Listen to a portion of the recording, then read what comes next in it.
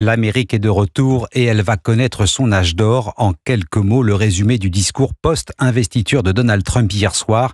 Le 47e président des États-Unis a annoncé la couleur, volonté de rompre avec le déclin et premier décret signé dans la foulée. On verra ça dans quelques instants. Mais on prend la direction de Washington où nous attend l'envoyé spécial d'Europe 1. Bonjour Wilfried de Villers.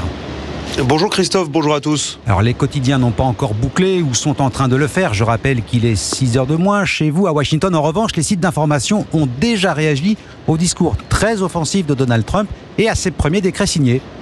Oui, A New Dawn, une nouvelle aube. Voilà comment titre ce matin le site conservateur The Daily Caller qui revient sur le discours inaugural de Donald Trump quelques minutes à peine après qu'il ait prêté serment.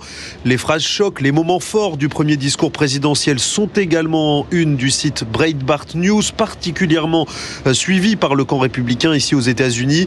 J'ai été sauvé par Dieu pour rendre sa grandeur à l'Amérique. Peut-on lire en lettres dorées sur la page d'accueil du site. Trump est enfin de retour à la Maison-Blanche, se félicite un éditorialiste. Fox News, de son côté, revient sur les derniers décrets signés par Donald Trump, celui accordant la grâce présidentielle aux personnes condamnées lors de l'assaut du Capitole en janvier 2021 et celui aussi révoquant partiellement le droit du sol.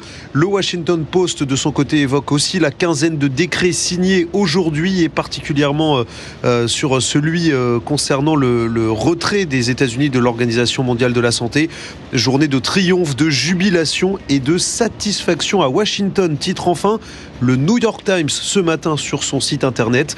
Titre un brin second degré quand on sait que le journal est loin de soutenir la politique du nouveau président américain. Wilfried de Villers, envoyé spécial d'Europe 1 en direct de Washington. On vous retrouvera Wilfried dans le journal de 8 heures.